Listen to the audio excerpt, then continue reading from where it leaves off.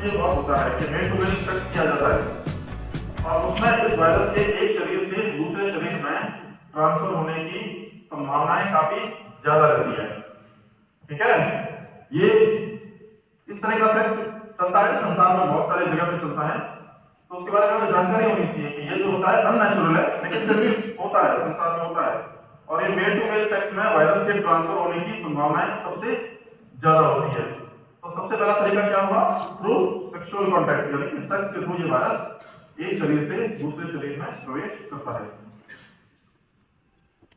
Through body fluids, कोई भी body का फ्लूइड है, जैसे कि बॉडी के सारे फ्लूइड्स, इवन ब्लड से बहुत ज्यादा संभावना होती है कि वायरस जो है वो एक शरीर से दूसरे शरीर में प्रवेश करे। तो ब्लड ट्रांसफ्यूजन, खून जो चढ़ाया जाता है, तो आप ये कहेंगे कि साहब खून चढ़ाया जाता है तो कभी खून देना ही नहीं चाहिए, लेना ही नहीं चाहिए। तो उसमें आपको सोचने की और समझने की आवश्यकता है।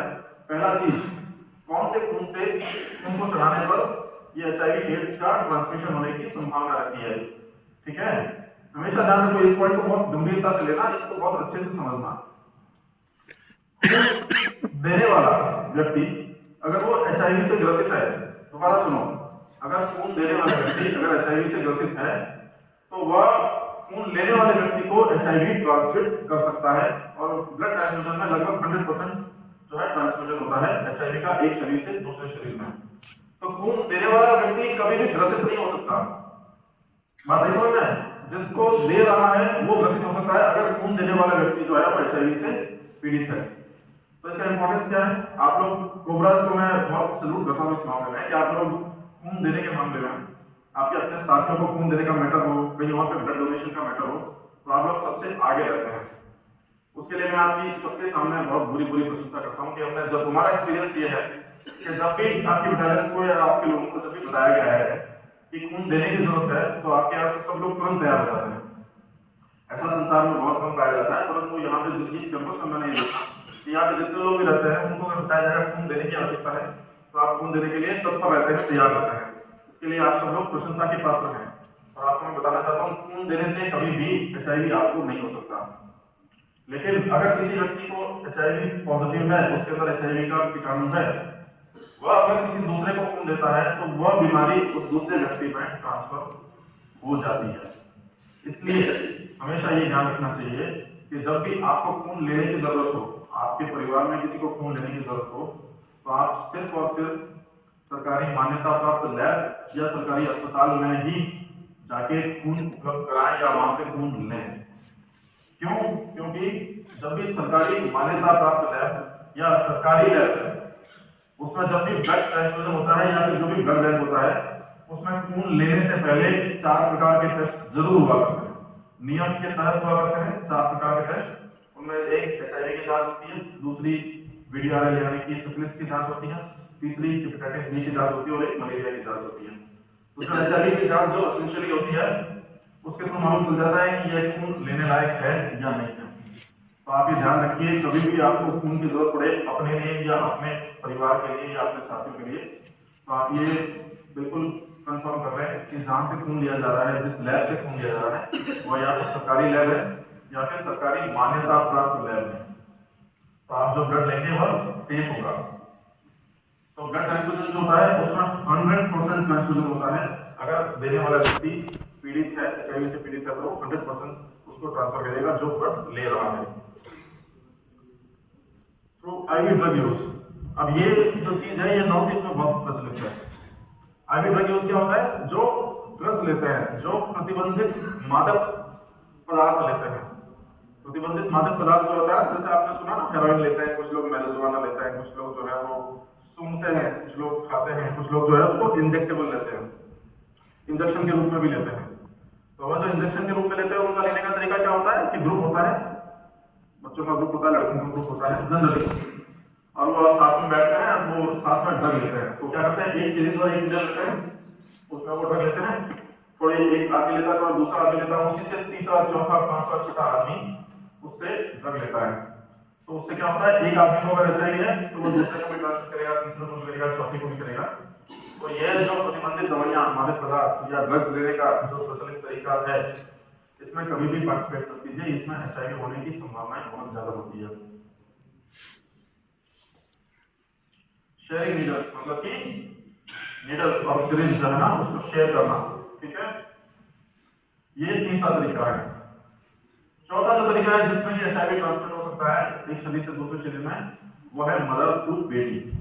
अगर माँ एचआईवी पीड़ित है तो बच्चे को होने की संभावना रहती है। ऐसा नहीं है कि बर्बाद हो जाएगा एचआईवी, बच्चा जो एचआईवी से पीड़ित हो जाएगा, नहीं। जब बच्चे का जन्म हो रहा होता है तो उस वक्त उसमें मदर से यानी कि माँ से बच्चे को जब जन्म हो रहा होता है उस वक्त ट्रांसमिट होने की संभावनाएं ज्यादा होती है। तो ये चौथा तरीका है जिसमें कि एचआईवी जो है एक शरीर से दूसरे शरीर में प्रवेश होता है। तो हम दोबारा ये बात फिर दोबारा देखते हैं किन किन तरीके से होता है। अनप्रोटेक्टेड सेक्स, सेक्स के थ्रू होता है।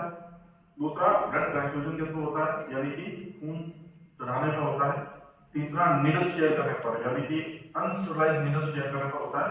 और चौथा मदर टू बेबी यानी कि माँ से बच्चे को हो सकता है। अब ये चार चीज बताने की इंपॉर्टेंस क्या है, इसमें जागरूकता कहाँ आई, जागरूकता आई, ये जानकारी मिली कि किन तरीके से एचआईवी का वायरस एक शरीर से दूसरे शरीर में जाता है। अब इसमें एक पॉइंट रह गया जो कि हमेशा लोगों के मन में डाउट रहता है, कैसे नहीं जाता। ये बड़ा इंपॉर्टेंट पॉइंट है। वो क्यों इंपॉर्टेंट पॉइंट है? क्योंकि डाउट जो होता है ना, वो आपको जो संदेह होता है ना, वो कुछ लोगों के मन में विश्वास का फैक्टर बन जाता है। अब किन किन तरीके से नहीं होता ये संदेह दूर कर लेते हैं। पहला चीज, हवा में फैला नहीं होता। एचआईवी का वायरस बहुत मरने वाला वायरस है, शरीर से बाहर जाएगा तुरंत मर जाएगा, सूर्य की रोशनी पड़ेगी मर जाएगा। तो ये ध्यान रखिए कि एचआईवी का वायरस शरीर से बाहर जिंदा नहीं रह सकता। इसलिए कुछ लोगों को अगर डाउट है कि एचआईवी का वायरस जो है वो हवा में फैला होता है, हवा से हो जाएगा, तो ऐसा नहीं होता है। दूसरा, एचआईवी का वायरस खराब पानी या खराब खाने से नहीं होता है, ट्रांसमिट नहीं होता है। खराब पानी से होने वाली बीमारी या खाने से होने वाली बीमारी नहीं है एचआईवी वायरस। तो साथ में खाना खाने से या फिर साथ में पानी पीने से ये वायरस एक से दूसरे में ट्रांसमिट नहीं होता है। और कैसे नहीं होता है? हाथ मिलाने से, गले मिलने से, इन सब से ये वायरस एक से दूसरे में ट्रांसमिट नहीं होता है। तो मैंने जो आपको बताया था कि एचआईवी का वायरस 4 तरीके से ट्रांसमिट होता है, तो साथ में ये भी जानना जरूरी है कि किन किन तरीकों से ट्रांसमिट नहीं होता है।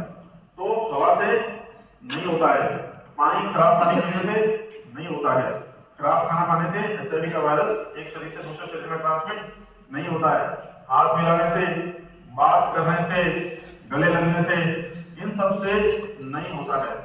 जो कार्य आप अपने परिवार के लोगों के साथ में करते हैं उन सब से ये वायरस ट्रांसमिट नहीं होता है। जो कार्य आप बैरक में अपने साथियों के साथ में करते हैं, साथ में रहना, बात करना, साथ में टीवी देखना, साथ में खेलना, हाथ मिलाना, इन सब से, साथ में खाना खाना, एक ही बर्तन से खाना खाना या फिर साथ में पानी पीना, इन सब से एचआईवी का वायरस ट्रांसमिट नहीं होता है। उसकी इंपॉर्टेंस क्या है?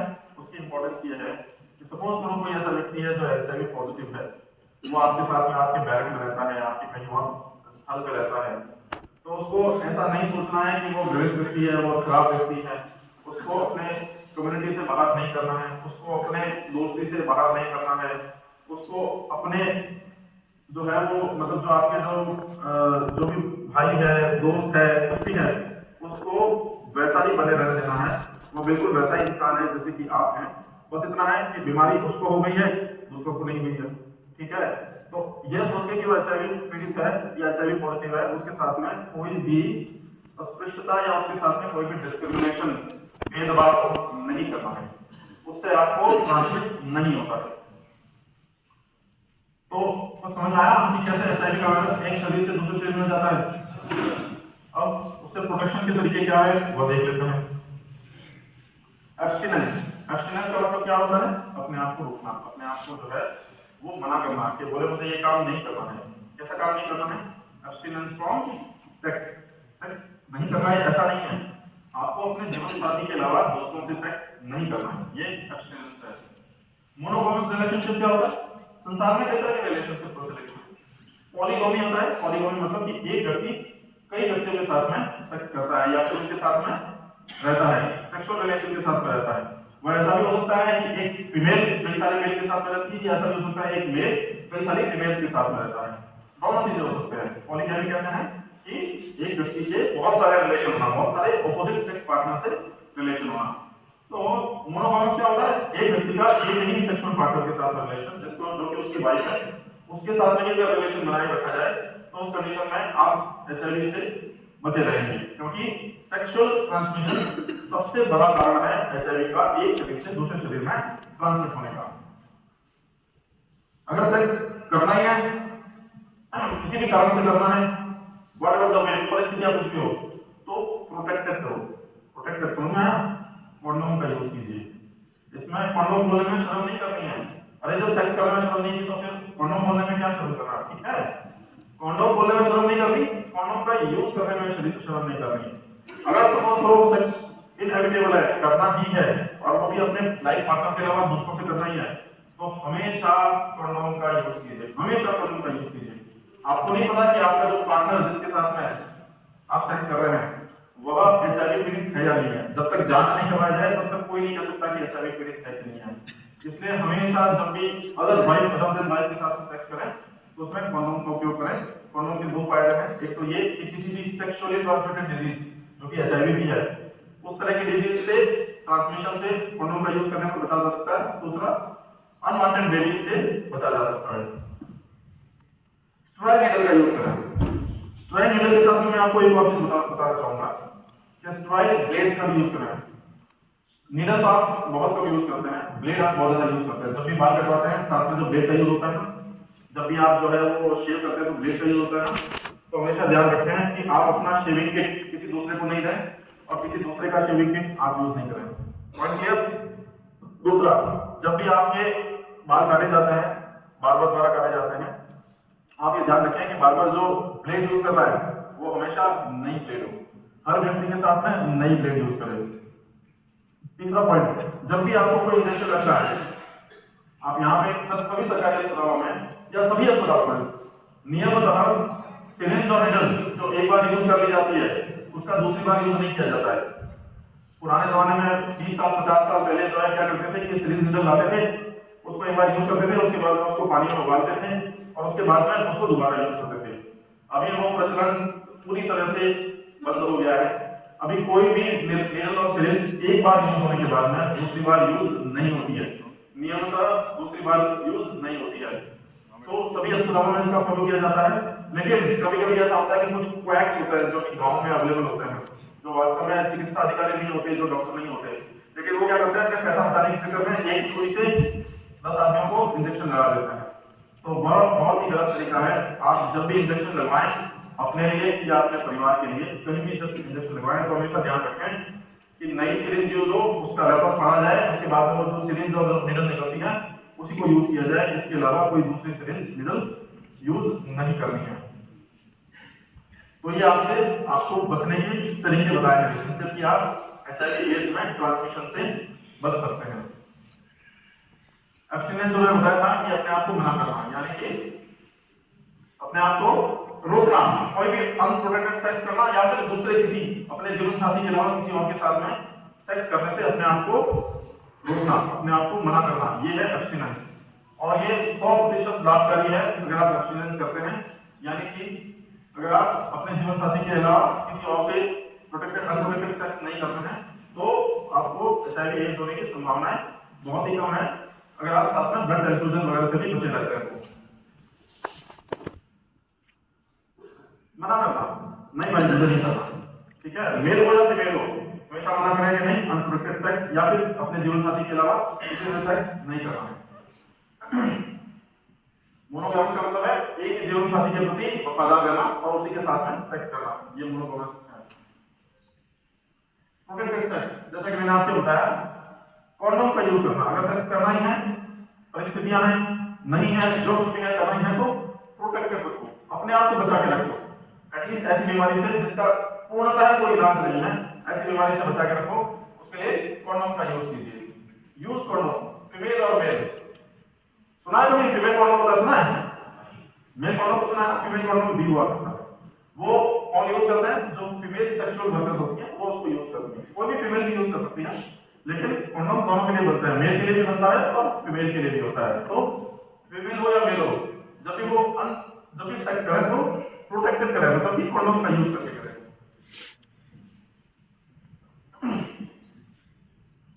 जैसा कि मैंने आपको बताया, दूसरी बात यूज करनी चाहिए, रिस्क रिडक्शन कैसे करेंगे, यानी कि हम अपनी जो रिस्क है, एचआईवी होने की रिस्क है, उसको रिडक्शन कैसे करेंगे। ये अवॉइड अनप्रोटेक्टेड सेक्स, पर ये यूज करिए मल्टीपल पार्टनर से काम नहीं करके सिर्फ एक ही पार्टनर के साथ में सेक्सुअल रिलेशन रखिए। अब कंडोम यूज, कंडोम सिर्फ नाम ले रहा है, कंडोम के बारे में सोचना कि हाँ इसका यूज करेंगे तो बिल्कुल ठीक हो जाएगा, मतलब सेक्स में मतलब कि वायरस ट्रांसमिशन नहीं होगा, सिर्फ इतना काफी नहीं है। आपको कंडोम को यूज करने का तरीका भी आना चाहिए। दोनों की रिस्पांसिबिलिटी है, मेल और फीमेल दोनों पार्टनर की रिस्पांसिबिलिटी है कि कंडोम को यूज करें, और दोनों तरह के कंडोम जो है वो अवेलेबल है मार्केट में। अब ये वर्ड जो है ना, ये जो बात है इसको आप अच्छे से समझिए, क्या इंपॉर्टेंस है प्रोटेक्टेड सेक्स करने की। इसमें लिखा है कि when you have sex with someone, you are having sex with everyone they have sex with for the last 10 years. इसका मतलब समझिए, अगर आपने किसी ऐसे व्यक्ति के साथ है, भले वो आपके मित्र हो या फिर जो है सेक्सुअल वर्कर हो, उसके साथ में अगर सेक्स किया है तो आपने हर उस व्यक्ति के साथ में सेक्स किया जिसके साथ में उस महिला ने या फिर उस पुरुष ने पिछले 10 साल में जिनके साथ सेक्स किया है उनके साथ में आपने भी कर लिया है। अब इसका क्या मतलब है, इसका क्या मतलब है, इसका मतलब है कि सपोज करो कि उस महिला ने जिसके साथ में आपने सेक्स किया है, जिसका स्टेटस आपको पता नहीं है कि वो एचआईवी पॉजिटिव है या नेगेटिव है, उसने अगर पिछले 10 साल में किसी के साथ में सेक्स किया होगा तो उससे अगर वो वायरस लेके आ रही है तो वो वायरस आपको ट्रांसमिट करने में सक्षम है। तो इसलिए हमेशा ये जानकारी रखो और अपने आप को एब्स्टिनेंस में रखो कि जिसका आप नहीं जानते हैं या फिर जिसके साथ में आप प्रोटेक्टेड नहीं कर रहे हैं सेक्स, उसके साथ में सेक्स नहीं कर रहे हैं। अगर करना ही है तो सिर्फ और सिर्फ प्रोटेक्शन के साथ में सेक्स करना है। अब नेक्स्ट लेवल हमारा आता है, जिसमें पहले लेवल में हमने देखा कि क्यों होता है, कारण पता लगाया, कैसे ट्रांसमिट होता है, और दूसरे लेवल में हमने देखा कि हम उससे कैसे बच सकते हैं। अब तीसरा लेवल है कि हमें कैसे मालूम चलेगा कि अंदर शरीर में वायरस है कि नहीं है, कैसे मालूम चलेगा एचआईवी पॉजिटिव है या नहीं है। तो वो मालूम चलता है, बहुत ही इजी स्टेप होते हैं टेस्टिंग के, जांच करवाने के। तो वो जांच कराने के तरीकों के बारे में या जांच करने के बारे में हम अभी जानकारी लेंगे। उससे पहले आपको कुछ जांच करने के बारे में, जांच करना तो बहुत सिंपल इजी है, आप अपना ब्लड लीजिए, स्ट्रिप आती है, कई तरीके हैं, स्ट्रिप मेथड है, इसके अलावा एलाइजा मेथड है, और बहुत सारे इम्यूनोसॉर्बेंट ऐसे वाले मेथड हैं जिसमें कि एचआईवी की जांच हो जाती है। लेकिन जांच करवाने के बारे में आपको मूलभूत जानकारी देना बहुत जरूरी है। उन मूलभूत जानकारी में कुछ पर्टिकुलर चीजें बताना, जैसे कि पहला पॉइंट कि ये जो जांच होती है एचआईवी की जांच होती है, यह आपकी मर्जी के बिना नहीं हो सकती।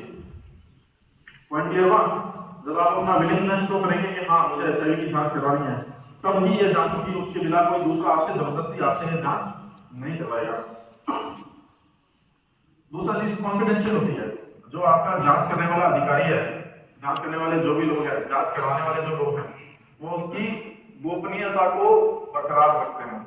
आप अगर अपना एचआईवी का जांच करवा रहे हैं तो इसकी जानकारी आपको और उस व्यक्ति को जो जांच कर रहा है या चिकित्सा अधिकारी जो जांच लिख रहा है उसके अलावा किसी को नहीं होती है। आपकी जो जांच होती है वो हमेशा गोपनीय रखी जाती है, उसका रिजल्ट जो है वो गोपनीय रखा जाता है। जांच आपकी मर्जी के बिना नहीं होगी, आपकी कंसेंट से होगी और उस चीज को गोपनीय रखा जाएगा। तीसरा पॉइंट है फ्री ऑफ चार्ज। जितने भी सरकारी अस्पताल है, जितने भी इंडिया में जितने भी सरकारी अस्पताल है, वहां पे अगर आप ये जांच कराएंगे तो फ्री ऑफ चार्ज है, इसमें किसी आपसे कोई भी पैसा नहीं लिया जाएगा। और चौथी अच्छी बात क्या है कि 20 मिनट के अंदर जनरली 20 मिनट के अंदर उसका रिजल्ट मिल जाता है। उसका अगर आपको रिजल्ट चाहिए, आपको उसके लिए बहुत लंबे समय तक वेट करने की जरूरत नहीं है, बहुत ही जल्दी उसका रिजल्ट आपको मिल जाता है। एक और इंपॉर्टेंट पॉइंट है वो ये कि जांच करने से पहले आपको काउंसलिंग दी जाती है। काउंसलिंग का मतलब होता है आपको उसके बारे में जानकारी देना, उसके बारे में आपको जानकारी दी जाती है कि जांच क्यों कर रहे हैं, और जांच होने के बाद भी काउंसलिंग दी जाती है। रिजल्ट जो भी हो, रिजल्ट में अगर एचआईवी पॉजिटिव आया है तो अलग तरह से काउंसलिंग होती है, नेगेटिव आया तो अलग तरह से काउंसलिंग होती है, लेकिन आपको बताया जाता है कि जांच हमने की थी, उसका रिजल्ट ये रहा, उसका परिणाम ये हो सकता है।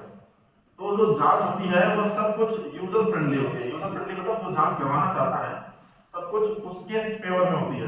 तो इसके लिए हमेशा जांच करवानी चाहिए। आपका जो एनुअल मेडिकल एग्जामिनेशन होता है ना, ब्रेक होता है, उसमें एक फॉर्म ये भी होता है कि आप अपने एचआईवी की जांच करवाना चाहते हैं या नहीं चाहते। अब अधिकतर लोग नहीं चाहते, लेकिन आप अगर चाहेंगे ना कि मेरी एचआईवी की जांच करवाई जाए तो आपकी एचआईवी की जांच की जाएगी, गोपनीय रखा जाएगा, उसका परिणाम सिर्फ आपको बताया जाएगा, किसी तीसरे आदमी को नहीं बताया जाएगा।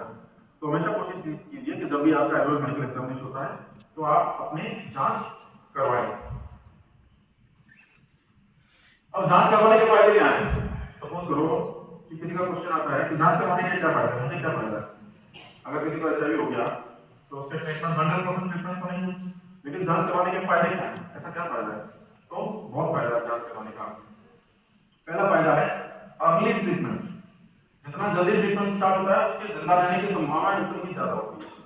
तो पहला फायदा है अर्ली ट्रीटमेंट, जल्दी ट्रीटमेंट स्टार्ट हो जाएगा। Decrease risk of HIV transmission, mother से बेबी हो या आपके द्वारा या किसी व्यक्ति के द्वारा जो एचआईवी पॉजिटिव में डिटेक्ट होता है तो उसके द्वारा दूसरों को ट्रांसमिट होने की संभावनाओं पे प्रतिबंध लग जाएगा। सपोज करो कोई व्यक्ति है, व्यक्ति ए है, उसको एचआईवी पॉजिटिव निकला, उसने जांच करवाई, उसका एचआईवी पॉजिटिव निकला, तो वो अपने आप को एब्स्टिनेंस में रखेगा, वो दूसरों को ट्रांसमिट नहीं करेगा, उसकी पत्नी बच जाएगी एचआईवी ट्रांसमिशन होने से, उसके होने वाले बच्चे बच जाएंगे एचआईवी ट्रांसमिशन होने से। अगर उसमें समझ होगी तो वो दूसरों को जिनके साथ में सेक्स कर सकता है उनके साथ में अपने आप पकड़ के बैठेगा, नहीं मुझे अपनी बीमारी दूसरों को नहीं देगी।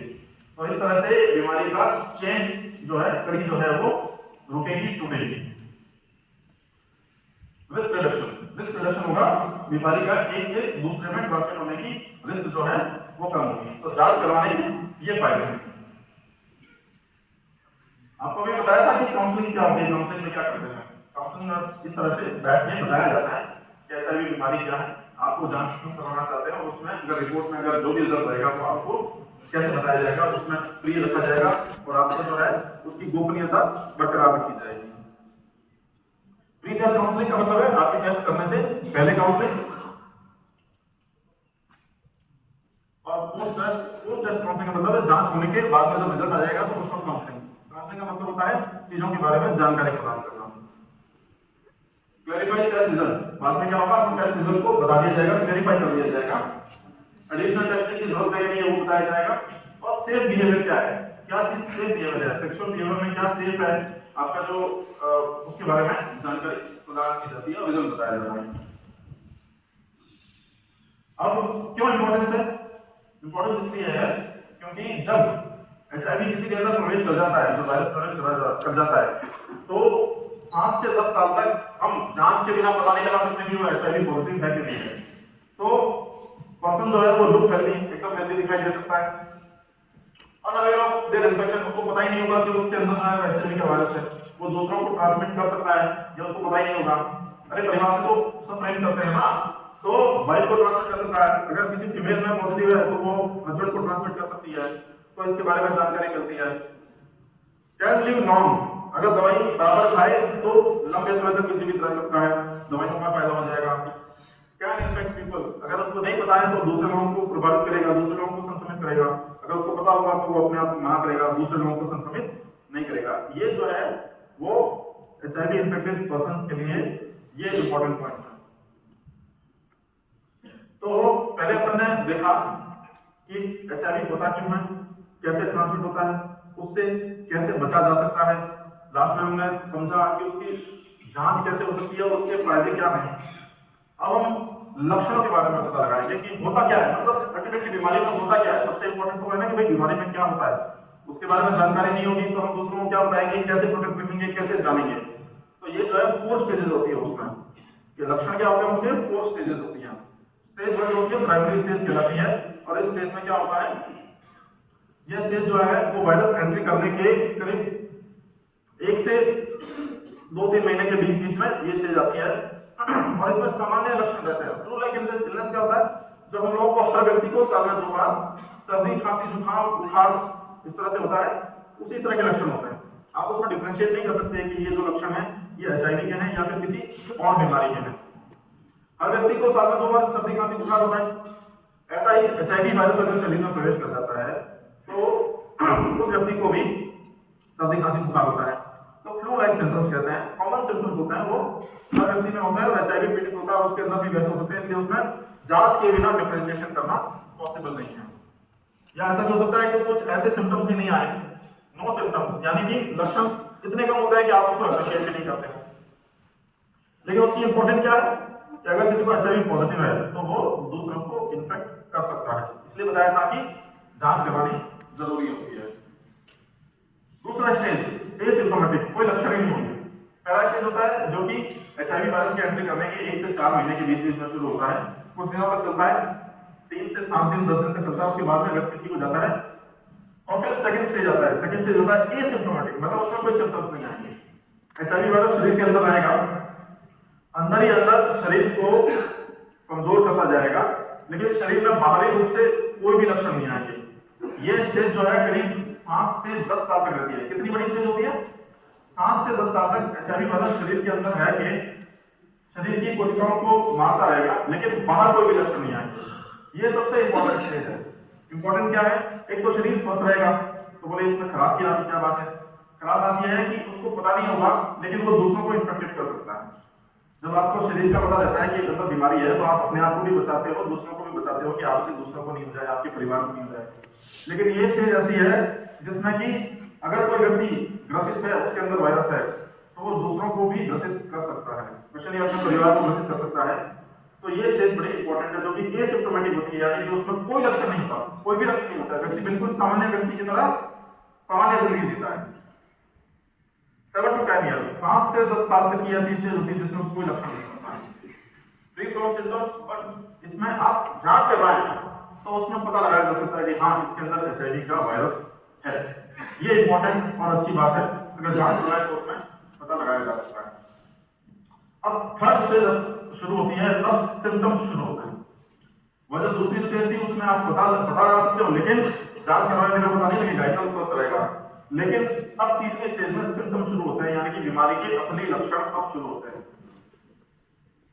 ये ऐसे लक्षण होते हैं जिसमें कि हमारी इम्यून सिस्टम, हमारा जो रोग प्रतिरोधक क्षमता जो होती है, वो धीरे धीरे कम होना शुरू होती है और वो वाली बीमारियां होनी शुरू होती है। शुरू में हल्की बीमारियां होती हैं, लेकिन बाद में धीमे धीमे बीमारियां बढ़ती है।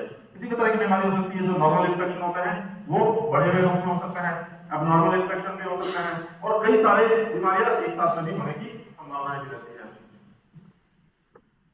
अब जो है, अब चौथी स्टेज आती है। अब चौथी स्टेज आती है, उसमें वो चीज होती है जो कि सामान्य इंसानों में नहीं पाई जाती। वो वाले कैंसर होने लग जाते हैं जो कि सामान्य इंसानों में वो कैंसर नहीं होते। वो वाले इन्फेक्शन होने लग जाते हैं, अपॉर्चुनिस्टिक इन्फेक्शन कहते हैं, जैसे फंगल इन्फेक्शन हो गए, जो सामान्य इंसानों में नहीं मिलेंगे, लेकिन उन्हीं में मिलेंगे जिनमें कि इम्यून सिस्टम यानी कि रोग प्रतिरोधक क्षमता जो है वो कम हो चुकी है। उन्हीं में से एक बड़ा इंपॉर्टेंट कापुली सार्कोमा कहते हैं, वह भी हो जाता है। इसके अलावा उसके शरीर में शारीरिक और मानसिक कमियां शुरू हो जाती है, शरीर में दुर्बलता आ जाती है, वजन कम हो जाता है, मानसिक रूप से उसके कार्य करने की क्षमता के ऊपर बहुत प्रभाव पड़ता है, और उस तरह की बीमारी भी हो सकते हैं। तो ये जो है वो चौथा स्टेज होता है, जिसमें एक साथ बहुत सारी बीमारियां होती हैं, कुछ तरह के कैंसर भी हो जाते हैं, और कुछ तरह की ऐसी बीमारियां होती हैं जो सामान्य आदमियों में, जिनमें रोग प्रतिरोधक क्षमता ठीक होती है, उनमें ये बीमारियां नहीं पाई जाती, लेकिन एचआईवी ग्रसित व्यक्ति में ये बीमारियां शुरू हो जाती है। मोर सीवियर जो बहुत गंभीर तरीके से प्रकट होती है, और उसी स्टेज को एड्स कहते हैं, जिसमें अपॉर्चुनिस्टिक इन्फेक्शन भी हो जाता है। अपॉर्चुनिटी क्या होती है? अपॉर्चुनिटी मतलब नॉर्मली वो नॉर्मल इंसान में वो सिम्टम्स नहीं होंगे, वो लक्षण नहीं आएंगे, वो बीमारियां नहीं होंगी, लेकिन जैसे ही रोग प्रतिरोधक क्षमता कम हो जाती है तो ये बीमारी होने की संभावना रहती है। इसमें सबसे इंपॉर्टेंट जो होता है वो न्यूमोनिया और ट्यूबरकुलोसिस होता है। ट्यूबरकुलोसिस सामान्य आदमी में होता है, लेकिन जो एचआईवी व्यक्ति में जो ट्यूबरकुलोसिस होता है, टीबी जो होता है, वो बहुत गंभीर किस्म का टीबी होता है। एक और रेस्पिरेटरी बीमारी होती है, श्वास रिलेटेड बीमारी होती है, उसको निमोनिया कहते हैं। वह जो है स्पेशल निमोनिया होता है, जो भी जिन व्यक्तियों को हो जाता है जो एचआईवी पॉजिटिव होते हैं। इसके अलावा वायरसेस में बहुत सारे वायरस होते हैं जो कि एचआईवी होने पर वो एकदम से फ्लेयर अप हो जाते हैं, जैसे हेपेटाइटिस वायरस, न्यूमोसिस्टिक एरेनाई, ये सब नाम है, उसमें आपको बहुत गंभीरता से और बहुत देखने जाने की जरूरत नहीं है, लेकिन ये सब नाम है जो कि सामान्य इंसानों में नहीं मिलेंगे, लेकिन एचआईवी वालों में, एचआईवी पॉजिटिव व्यक्ति में जरूर मिलेंगे। फंगल कैंडिडियासिस, कापुली सार्कोमा, न्यूमोसिस्टिक एरेनाई, ये सब नाम है, इनमें बहुत डीपली नहीं जाना, लेकिन ये समझाने के हिसाब से है कि ऐसी ऐसी बीमारियां होती हैं जिनको बहुत ही गंभीर माना जाता है। तो 4 स्टेजेस आपने सुनी, उसको दोबारा एक बार देख लेते हैं। पहली स्टेज में सामान्य खांसी जुकाम होता है, बुखार होता है। दूसरी स्टेज में कोई लक्षण ही नहीं होते। तीसरी स्टेज में बीमारियां होना शुरू होती है लेकिन बहुत गंभीर टाइप की नहीं होती। और चौथी स्टेज जिसको हम एड्स भी कहते हैं, एक्वायर्ड इम्यून डेफिशिएंसी सिंड्रोम कहते हैं, यानी कि बीमारियों का समूह एक साथ में शरीर में प्रवेश कर जाता है और बहुत ही गंभीर टाइप की बीमारी होती है जिसको हम एड्स कहते हैं। तो ये चौथी स्टेज होती है और उसके बाद में पांचवी स्टेज आती नहीं क्योंकि वो व्यक्ति रह नहीं पाता है। अब ट्रीटमेंट लास्ट में हम यही देखेंगे कि कुछ ट्रीटमेंट है कि नहीं है। बिल्कुल ट्रीटमेंट है, कुछ दवाइयां हैं जिनको हम एंटी रिट्रोवायरल ड्रग्स, ठीक है, ART कहते हैं। ART उन लोगों को पता है जो एचआईवी पॉजिटिव है वो ART लेते हैं, तो उसका फुल फॉर्म है एंटी रिट्रोवायरल ड्रग्स, यानी कि एचआईवी एड्स के विरुद्ध जो ड्रग्स हैं, जो कि दवाइयां हैं, उनको हम ART कहते हैं। वो वर्ड याद रखिएगा, ART। ये बहुत सारे ड्रग्स हैं, नाम के ऊपर बहुत डीपली आपको जाने की जरूरत नहीं है। विलोविडिन, लैनुडिन, स्टेविडिन, बहुत सारे इस तरह के ड्रग्स हैं। लेकिन आपको बता देना चाहूंगा कि ऐसा नहीं है कि इसकी कोई इलाज नहीं है, इसका इलाज है। दवाइयां है, दवाइयां जो है वो अगर शुरू से मतलब कि बहुत जल्दी स्टेज से शुरू कर दी जाए तो व्यक्ति का जीवन जो है वो काफी बढ़ सकता है। हमेशा जीने के लिए तो कोई नहीं आया है, ठीक है, लेकिन अगर कोई बीमारी आ गई है और उसमें आपको ऐसा इलाज मिलता है जिसमें कि आपकी जीवन क्षमता और आपके जीवन की अवधि बढ़ जाए तो ये अच्छी बात है, ठीक है ना। तो कुछ दवाइयां हैं जो कि यूज की जाती हैं, बहुत सारी दवाइयां हैं जो कि यूज की जाती है, उनका कॉम्बिनेशन यूज किया जाता है। और दवाइयों का इंपॉर्टेंस ये है कि उससे जीवन अवधि भी बढ़ती है और जीवन की क्वालिटी भी अच्छी हो जाती है। ट्रीटमेंट का इंपॉर्टेंस क्या है? अब कोई कहेगा कि भाई ट्रीटमेंट क्यों लिया जाए जब इसका कोई अल्टीमेटली लास्ट में तो कोई ट्रीटमेंट है नहीं, लेकिन ट्रीटमेंट है। और वो ट्रीटमेंट का इंपॉर्टेंस क्या है? रिस्क ऑफ इन्फेक्शन, दूसरों को इन्फेक्शन करने की जो है वो रिस्क है वो कम हो जाती है। लाइफ स्पैन, इस तरह से जीवन की अवधि बढ़ जाएगी। इंप्रूव क्वालिटी ऑफ लाइफ, जीवन की क्वालिटी बढ़ जाएगी। डिजीज फ्री ज्यादा जिएगा, तकलीफ में कम रहेगा तो क्वालिटी बढ़ेगी। और पोस्ट एक्सपोजर प्रोफाइलिक्स होता है। पोस्ट एक्सपोजर प्रोफाइलिक्स के रूप में क्या कहते हैं? सपोज करो किसी को निडल प्रिक हो गया, हॉस्पिटल में स्टाफ है, निडल यूज करते रहते हैं, सपोज करो गलती से प्रिक हो गया, और ऐसा कई बार होता भी है, ठीक है। पोस्ट एक्सपोजर प्रोफाइलिक्स, अनप्रोटेक्टेड सेक्स कर लिया तो उस कंडीशन में क्या है, अगर आप जितना जल्दी हो सके विदिन 72 आवर्स या फिर within 24 hours, within few hours अगर आप दवाइयां स्टार्ट कर रहे हैं जो कि 1 महीने तक चलती है, अगर वो दवाई स्टार्ट कर रहे हैं तो ऐसी कंडीशन में अगर वायरस प्रवेश कर भी गया है तो उससे मुक्ति हो सकती है। इसको कहते हैं पोस्ट एक्सपोजर प्रोफाइलिक्स। तो दवाइयों का ट्रीटमेंट का ये इंपॉर्टेंस है कि एक्सपोजर के तुरंत बाद में अगर दवाइयां शुरू कर दी जाए, विदिन 72 आवर्स अगर शुरू कर दी जाए, तो उसमें अगर वायरस एंट्रिंग हो भी गई है तो वह उस वायरस को जो एंटर हो गया उसको किल कर देगी ये दवाइयां। ये इसकी इंपॉर्टेंस है।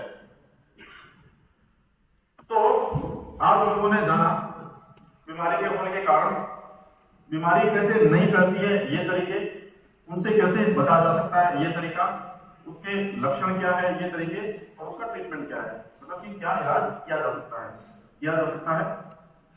जीवन भर में दवाइयां चलती है, सरकारी अस्पतालों में मुफ्त में मिलती है, आपको दवाइयां खाके और जो भी पॉजिटिव हो दवाइयां खाके अपना नॉर्मल जीवन एक लंबी अवधि तक व्यतीत कर सकता है, क्वालिटी लाइफ व्यतीत कर सकता है। तो ये जो जानकारी थी, इसी जानकारी को लेने के लिए सरकार ने जो वर्ल्ड के जो सभी जो देश हैं उन्होंने डिसाइड किया कि एक दिन ऐसा रखेंगे जिसमें कि सबको जानकारी देंगे, मैक्सिमम लोगों को जानकारी देंगे कि अल्टीमेटली ये एचआईवी एड्स क्या है, बीमारी क्या है, कैसे फैलती है और इसमें हमारा रोल क्या है, हमें क्या करना चाहिए। ये सब जानकारी देने के लिए ही ये आज का दिन 1 दिसंबर डिसाइड किया गया है, जिसको हम वर्ल्ड एड्स डे कहते हैं। और इसमें आप अपने आप को जो है वो ज्ञान प्राप्ति जो भी है उसमें बिल्कुल आपसे ये अपेक्षा रखेंगे कि आप जाके दूसरों को भी ज्ञान प्रदान करेंगे, उनको जानकारी प्रदान करेंगे और अपना और अपने साथियों का भला करेंगे।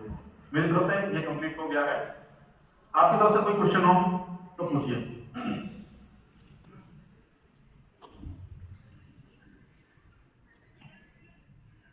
तो किसी के पास कोई क्वेश्चन नहीं है, इसका मतलब कि सब जो है ज्ञानवान हो गए हैं। बड़ी खुशी की बात है कि सबको पूरा ज्ञान हो गया है, किसी को कोई डाउट नहीं रहा है। किसी का डाउट हो तो कभी भी क्वेश्चन पूछ सकता है। आपका इतने शांति से और इतना अच्छे से सुनने के लिए बहुत बहुत धन्यवाद।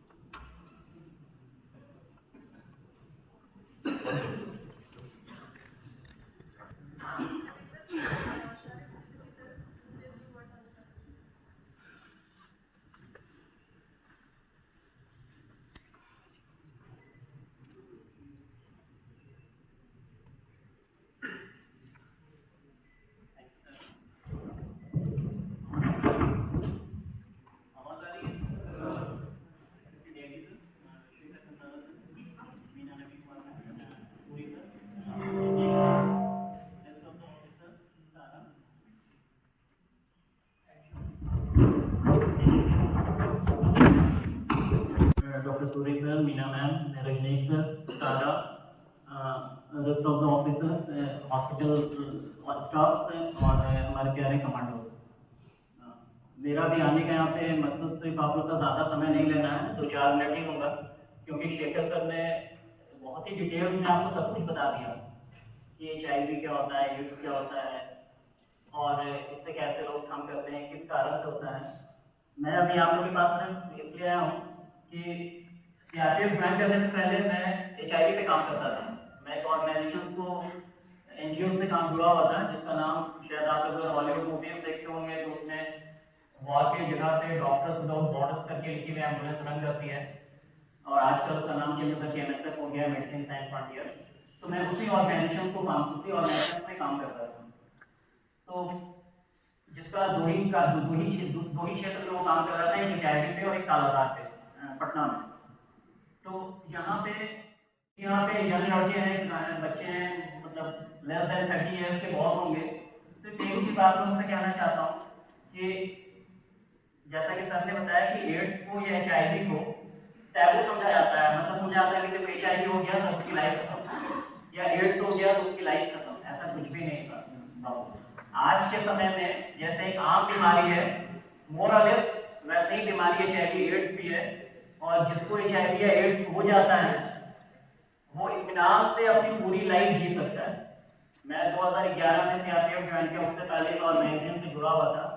तो सिर्फ एक सेंटर, जिस सेंटर पे मैं काम करता था, मेरे पास 84 मरीज थे HIV के, और उसमें वैसे मरीज थे जो पिछले 20 साल से इस रोग से ग्रसित हैं और बिल्कुल नॉर्मल हेल्थी लाइफ जी रहे थे। सिर्फ दो चीज उसके लिए आपको ध्यान देने की जरूरत होती है कि एक अपनी डाइट थोड़ी अच्छी लेनी होती है, और जो इसमें मेडिसिन चलती है वो लेना होता है। तो मैं दो चीज पे स्ट्रेस करूंगा। एक तो ये कि पहले अगर किसी को HIV या एड्स हो गया तो ऐसा नहीं कि उसको डोर टू डोर इधर उधर घूमते रहना है, जैसा सर ने वो वर्ड यूज किया, लेकिन मैं उसी को फोकस कर रहा हूँ। हर बड़े अस्पताल में ART सेंटर होता है। ART का फुल फॉर्म होता है एंटी रेट्रोवायरल ट्रीटमेंट सेंटर। तो ART सेंटर होता है जहां पे इसकी मुफ्त में दवा मिलती है, अदरवाइज ये दवा थोड़ी कॉस्टली होती है। तो ART सेंटर में मुफ्त में दवा मिलती है। तो अगर भगवान न करे किसी को इस रोग से कोई ग्रसित है तो वहां जाकर के वो ट्रीटमेंट टाइम टू टाइम लेना होता है, और समय से दवा खाएंगे तो इत्मीनान से नॉर्मल हेल्दी लाइफ जी सकते हैं। और जैसा कि सर ने बताया कि अर्ली फेज में इसका सिम्टम्स पता नहीं चलता, इसका इंक्यूबेशन पीरियड बहुत लंबा होता है, 20-20 साल तक होता है। पता चला कि आप इन्फेक्टेड हुए 10-20 साल की उम्र में और आपको सिम्टम्स लक्षण पता चल रहा है 40 साल। और आप होता क्या है, सबसे खराब चीज बीमारी के साथ क्या है ना, कि इस बीमारी में अगर किसी को हो जाता है तो पूरी दुनिया, हर कोई इस शक की निगाह से देखता है कि कोई इंसान कोई गलत काम किया होगा, गलत तरीके से 10 लोगों के साथ उसका संबंध बनाया होगा, या और भी कोई मतलब निगेटिव थॉट्स आते हैं उस इंसान के बारे में। लेकिन ऐसा नहीं है। बहुत बार हम जाने में, जैसा सर ने बताया कि आप बार्बर की शॉप में भी हम लोग सब फौज में बहुत से लोग गरीब परिवार से भी आते हैं, आप उतना अच्छे सैलून में नहीं जाते हैं, या फिर कई बार जैसा सर ने बताया एक ही नीडल्स को गांव देहात में जो लोकल डॉक्टर्स होते हैं, सो कॉल्ड डॉक्टर्स होते हैं, वो एक ही इंजेक्शन को यूज कर लेते हैं। तो कई कारण हो सकते हैं, और मैक्सिमम इसी तरह के कारण होते हैं, और अनप्रोटेक्टेड सेक्स तो हर सबसे मेन कारण नहीं है। तो अगर किसी को हो गया तो ऐसे हीन भावना से लोग देखते हैं कि लगता है कोई इंसान बहुत ही खराब कैरेक्टर का है, और इसमें चूंकि इसकी आइडेंटिटी हाइड की जाती है।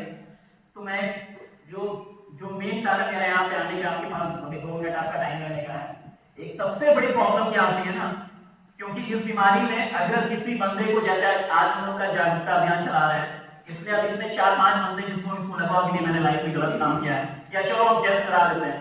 अब उस टेस्ट में वो एक यंग लड़का पॉजिटिव आ गया, तो हम लोग जब इस ऑर्गेनाइजेशन से जुड़े रहते हैं तो ड्यूरिंग काउंसलिंग जो सबसे ज्यादा प्रॉब्लम लोग आती थी, उसमें एक यंग लड़का आता था, लड़की आती थी 20 साल 22 साल, बहुत ही अच्छे परिवार से, बहुत ही अच्छे फैमिली से, उसके माँ बाप को ही पता है कि वो सफर कर रहा है HIV से। इसलिए हम लोग CRPF की लैंग्वेज में HIV बोलते ही नहीं, हम लोग क्या बोलते हैं, patient living with HIV AIDS, PLWHA, ताकि आम जवान को पता ही नहीं चले कि वो क्या चीज सफर कर रहा है। हम लोग क्या लिखते हैं, PLWHA, patient living with HIV AIDS, but इस फॉर्म में लिखते हैं। HIV एड्स बोलते हैं तो सब लोग को लगता है कि बहुत गंदी चीज, तो वो आता था, बोलता था मुझे शादी करनी है। वो क्या बोलता था कि सर मुझे शादी करनी है, ये सब फ्रॉम HIV। तो ये बहुत बड़ा प्रॉब्लम हम लोग सफर कर रहे थे वहां पे, जिसमें कि अब अगर भगवान न करे किसी भी कारण से कोई ग्रसित है इस बीमारी से, तो उसको शादी नहीं करनी, आइडियली उसको शादी नहीं करनी है। और अगर उसको इतनी इच्छा है शादी करने के लिए, तो इसकी जो काउंसलिंग की, जो इसके लिए HIV के लिए नाको एक संस्थान है, नेशनल एड्स कंट्रोल ऑर्गेनाइजेशन, नाको एक संस्थान होता है। अगर कोई व्यक्ति इस बीमारी से ग्रसित है, उस ऑर्गेनाइजेशन के टच में है, फिर उनके पास लिस्ट होती है। अगर आपको शादी करने की, या तो आप शादी करें नहीं और शादी करने की इच्छा है, तो वहां पर उनके पास लिस्ट होती है। एक HIV ग्रसित व्यक्ति HIV ग्रसित महिला से ही शादी करना चाहिए उसको। दूसरी चीज मैं आपको पॉइंट आउट करना चाहता हूं कि इस बीमारी में क्या है कि कहीं भी आप वर्ल्ड में देखिएगा, इसका इंसिडेंस रेट बहुत ज्यादा है, 0.7%। तो कोई बीमारी का इंसिडेंस अगर 0.7 है तो कम नहीं है। इसका मेरे पास एक डाटा अभी मैं देख रहा था, वैसे गूगल से ही मैंने चेक किया है। इसमें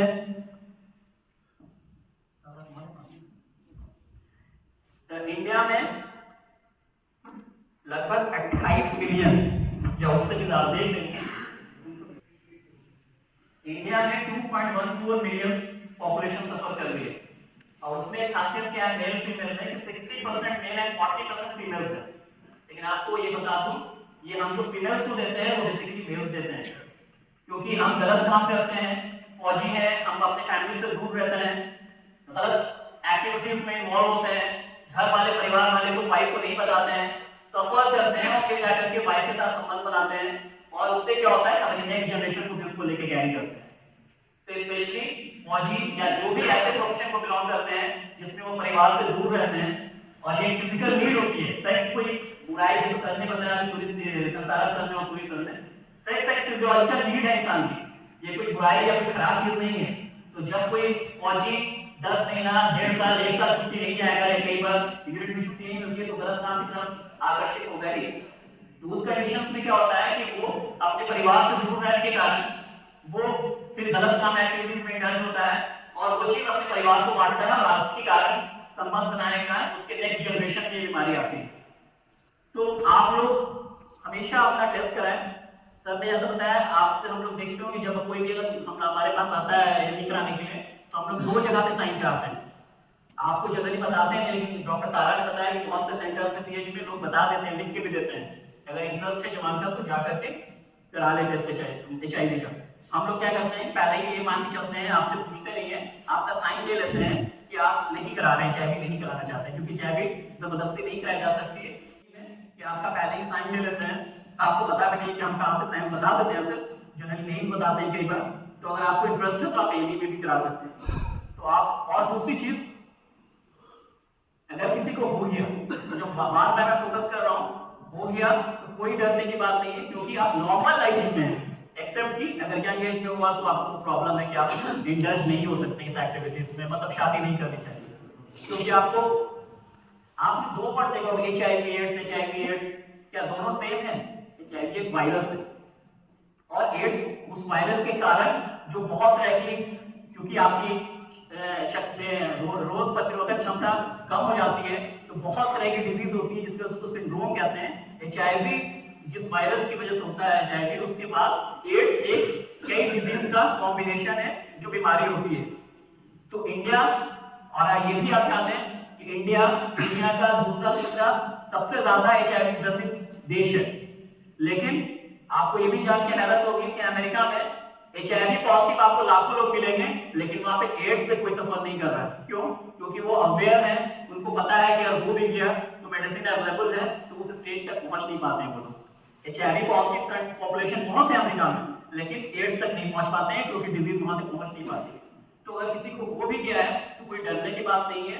स्पेशली यंग लड़के जरूर इस चीज पे ध्यान दें, जैसा सर ने बताया किस कारण से होता है, उससे दूर रहें। अगर हो गया तो क्या करना है वो भी मैंने बताया, दवा इसकी अवेलेबल है मार्केट में, आप नॉर्मल लाइफ जी सकते हैं।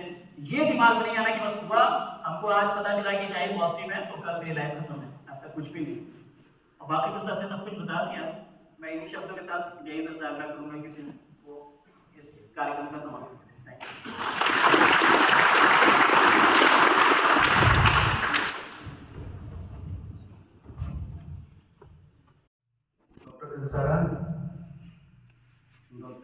Meena Naveen, doctor Suri, doctor Raj Rajneesh, doctor Sarik, all doctors, and Rakesh Tripathi, AWS, and Amit from ANTS, and Makul from 201. तथा यहाँ उपस्थित सभी कंपनी बच्चों के साथ तथा आप सभी का यहाँ पर आए और आप लोगों ने इस प्रोग्राम को अच्छे से सुना और समझने की कोशिश की, इसलिए आपका बहुत बहुत धन्यवाद है। क्योंकि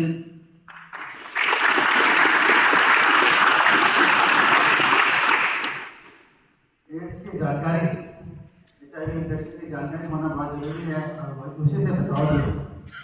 अगर जानकारी नहीं होगी तो बचाव करना मुश्किल है।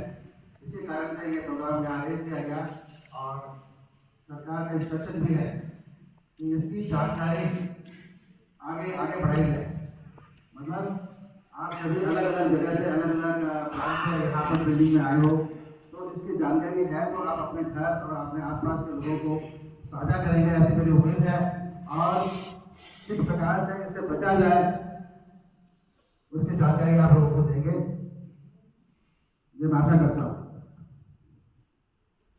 डॉक्टर कंसारा साहब ने बहुत डिटेल में इस प्रोग्राम को बताया कि HIV क्या है और एड्स क्या है, इसका डिफरेंस और इसका प्रिवेंशन कैसे किया जाए वो भी बताया। और डॉक्टर सारिक ने बहुत डिटेल में बताया कि आगे उसमें कैसे सोसाइटी में उसका रिएक्शन होगा और उसको कैसे इसका सॉल्यूशन होगा। मैं सिर्फ इतना ही कहना चाहता हूँ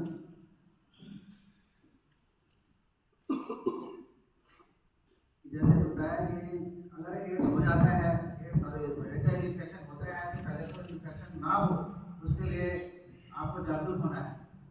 अगर इन्फेक्शन हो गया तो फिर ट्रीटमेंट करना भी बहुत जरूरी है। ये नहीं कि आप ट्रीटमेंट नहीं करवा रहे हो और बीमारी बढ़ती जाए और जब बाद में आपको ट्यूबरकुलोसिस हो जाए और कोई अदर वायरल इन्फेक्शन हो जाए, अदर कोई डिजीज हो जाए साथ में, बाद में वो एड्स में कन्वर्ट हो जाए, तो वो नहीं होना चाहिए। पहली बात तो यह है कि मल्टीपल ने बताया कि जो बीमारी है वो फ्लूइड एक्सचेंज होने से ही होगी। आपका बॉडी फ्लूइड है, बॉडी फ्लूइड से बॉडी फ्लूइड कांटेक्ट में आएगा, चाहे वो स्पूटम हो, चाहे वो आपका सीमन हो, चाहे आपका ब्लड हो, चाहे मदर से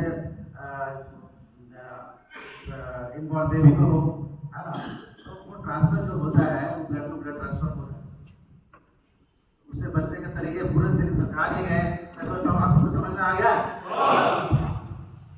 कैसे फैलता है, समझ में आ गया तो कैसे लोगे कि वो पता चल गया, पूरी तरह से पिक्चर में फोटो में दिखा दिया गया। तो मेरे ख्याल से एक ये बहुत जरूरी संदेश है आप लोगों के लिए कि जो भी सेक्स वर्कर्स के साथ में कॉन्टेक्ट में है या आगे आने वाले समय में आप अपने सेक्स को कंट्रोल कीजिए और एक ही पार्टनर रखें।